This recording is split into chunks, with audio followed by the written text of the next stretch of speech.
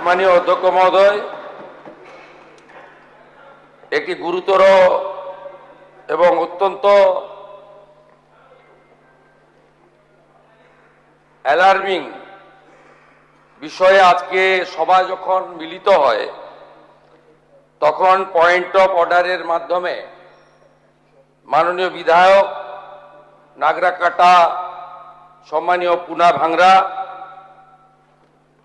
মাননীয় বিধায়ক কালিয়াগঞ্জ উৎপল মহারাজ এবং অন্যান্য একাধিক বিধায়ক এখানে তুলে ধরেছেন নওদা বিধানসভার বিধায়ক মাননীয় হুমায়ুন কবিরের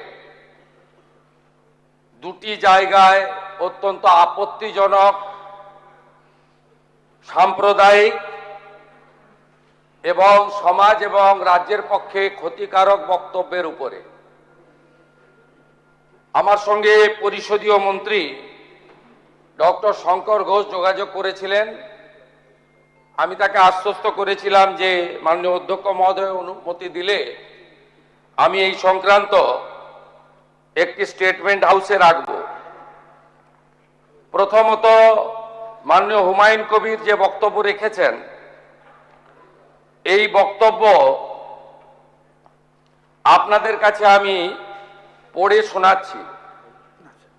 26/6/2026 afternoon, Humayun Kabir MLA Nowda AC, তিনি একটি উনার পার্টির মিটিং কাশীপুরে রেজিনগরে করেছেন। সেখানে তিনি বলছেন, এই যে অনামিকা ঘোষ, সে ভোটে হেরে মনে করছে আমি এমএলএ, এখানে ভোটে হেরে বিজেপি মনে করছে আমি এমএলএ, এখানে এখন আস্ফালন করে বেড়াচ্ছে। তা আমি শুভেন্দু অধিকারীকে সেদিন বলেছি যে আপনি ভোটে জিতেছেন, আপনার দল জিতেছে, খুব ভালো কথা, কিন্তু মুর্শিদাবাদে আস্ফালনটা একটু কম করবেন। আমি যেদিন ময়দানে মুসলমানদের নিয়ে নেমে যাব না, সেদিন এমন ছাটা ভাগা মার শুরু করবে যে আপনাদের পতাকা বহন করার লোক থাকবে না। কেস এরকম কেস আমাদের বহরমপুরে জেল খাটা আছে। 5000 লোককে আমি বহরমপুর সেন্ট্রাল জেলের যা আয়তন, তাতে 4700 বা 4800-র বেশি লোক ধরে না। লাখে লাখে লোককে রাস্তায় নিয়ে নামাবো আর সাটা ভাঙা মার দেব আর জেলে যাব। কদিন জেলে আটকে রাখতে পারবেন, কত খাওয়াতে পারবেন দেখব। লিমিট যেদিন ক্রস হয়ে যায় না, মাথাটা যেদিন গরম হয়ে যায়, সেদিন আমি এসপি বুঝবো না, চিফ মিনিস্টারে বুঝবো না, আর কে কোথায় থাকলো আর কে কোথায় থাকলো না ওসব বুঝবো না।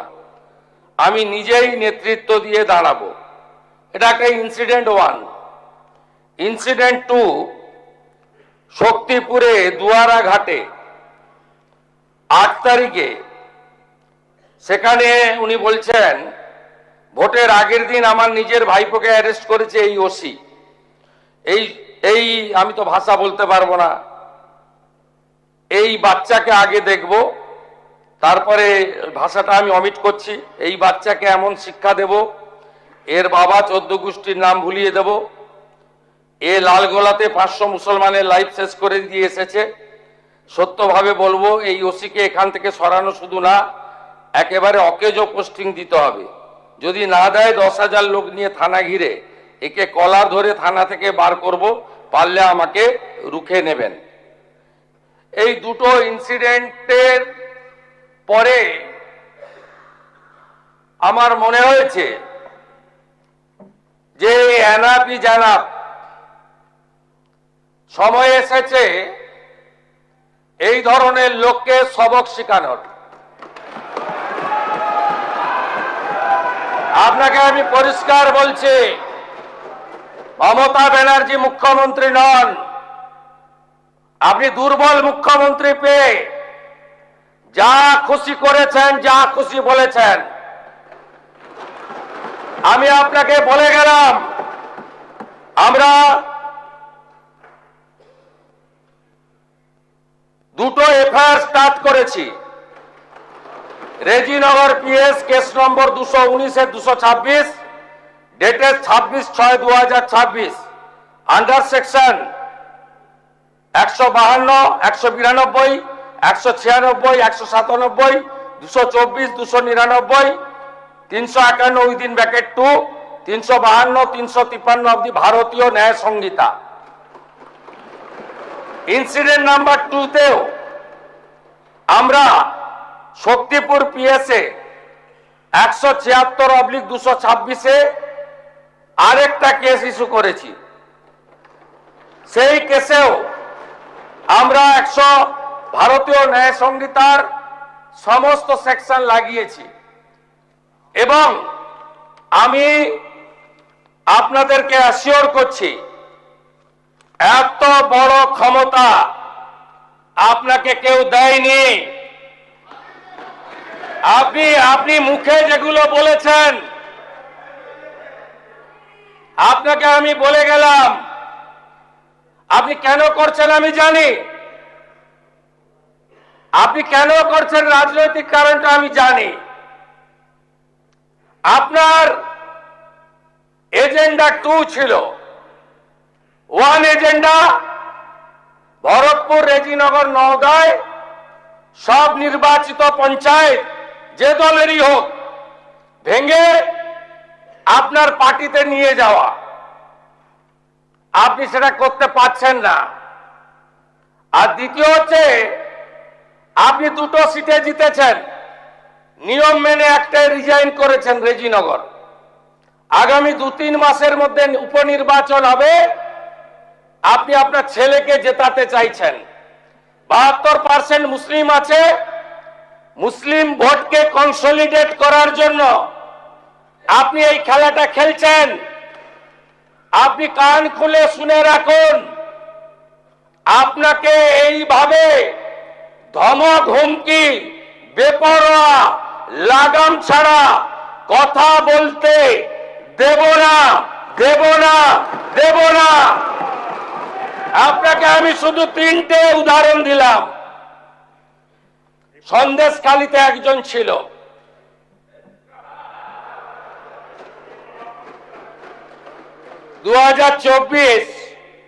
পয়লা জানুয়ারি বলেছিল তৎকালীন বিরোধী দলনেতা এলে তার হাত কেটে পায়ে, পা কেটে হাতে লাগাবে আর চামড়া ছাড়িয়ে মেদিনীপুরে পাঠিয়ে দেবে। ওর অবস্থা কি হয়েছে সবাই দেখেছে। একই টোন ছিল। আরেকটা জীবনতলার গুন্ডা ক্যানিং ভাঙর, ওর অবস্থাও কি হয়েছে দেখতে পাচ্ছে সবাই। আরেকটা পুষ্পা ঝুঁকে গায়ে নেই, এমন ঝোঁকা ঝুঁকেছে খালি পায়ে, ছোট প্যান্ট পরে, কান ধরে উঠবস করতে করতে যাচ্ছে। আপনাকে আমি বলে গেলাম পুলিশ তার ব্যবস্থা নেবে। আর আমি 1 সপ্তাহ পরে মুর্শিদাবাদে যাচ্ছি। আমি প্রমাণ করে দেব ভারতবর্ষের সংবিধান, আইন শেষ কথা বলে, কোন বাপের আবাদ শেষ কথা বলে না। আপনাকে সংযত হওয়ার, সতর্ক হওয়ার, এই ধরনের কথা প্রত্যাহার করার এবং ভবিষ্যতে এই ধরনের কথা বলার আগে 25 বার ভাবার হুঁশিয়ারি দিয়ে আমি সবাইকে আশ্বস্ত করছি। আপনারা ভাবছেন কেস হয়েছে, অ্যাকশন কবে হবে? যারা ওকে ডেকেছিল এই সভাতে তাদেরকে আগে তুলব, তারপরে আপনার কাছে যাব। যা করার করব, আমি আশ্বস্ত করছি আপনাদের। আপনি ধরে রাখুন, এটা ওর শেষ বক্তব্য, ধরে রাখতে পারেন। এ সরকার আইনের শাসন প্রতিষ্ঠা করবে, গুন্ডাদের শাসন সমাপ্ত করবে, নিশ্চিন্ত থাকুন। সবাই ভালো থাকবেন, ধন্যবাদ। এবিপি আনন্দ, এগিয়ে থাকে, এগিয়ে রাখে।